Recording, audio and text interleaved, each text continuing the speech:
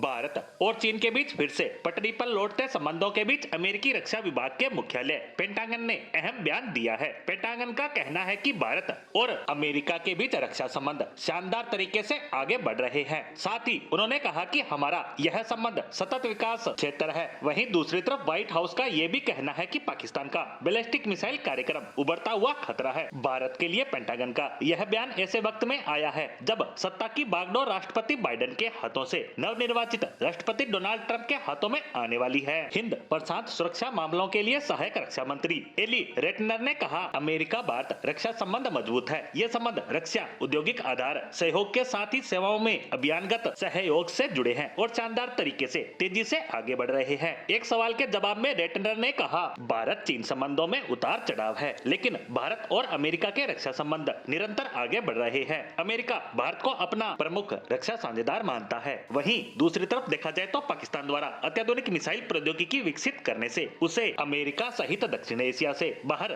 हमला करने की क्षमता मिलेगी। अमेरिकी अधिकारी ने कहा कि उसकी यह कार्यवाही अमेरिका के लिए एक उभरता हुआ खतरा है। व्हाइट हाउस की यह टिप्पणी 4 पाकिस्तानी संस्थाओं पर अमेरिकी प्रतिबंधों के बाद आई है। बता दें कि इन पाकिस्तानी संस्थाओं पर बैलिस्टिक मिसाइल कार्यक्रम में योगदान देने का आरोप है। इस समय परमाणु हथियार और सीधे अमेरिका तक पहुंचने की मिसाइल क्षमता रखने वाले देशों की सूची बहुत छोटी है, जिसमें रूस, उत्तर कोरिया और चीन जैसे देश शामिल हैं और ये अमेरिका के लिए खतरा पैदा करते हैं। वहीं अमेरिकी अधिकारी ने यह भी कहा कि हम विकास, आतंकवाद रोधी और अन्य सुरक्षा मुद्दों पर पाकिस्तान के साथ लंबे समय तक साझेदार रहे हैं और ये संदेहास्पद है कि पाकिस्तान ऐसी क्षमता विकसित करने के लिए क्यों प्रेरित हुआ जिसका इस्तेमाल अमेरिका के खिलाफ किया जा सकता है। पाकिस्तान हमारी इन चिंताओं को गंभीरता से नहीं ले रहा है और लगातार अपनी क्षमताओं को बढ़ाने में लगा है। यानी इसी चिंता के चलते अमेरिका पाकिस्तानी संस्थाओं पर कठोर प्रतिबंधों की कार्रवाई कर रहा है। अमेरिकी अधिकारी के बयान के अनुसार केवल मानचित्र और सीमाओं को देखते हुए अमेरिका मानता है कि यह मूल रूप से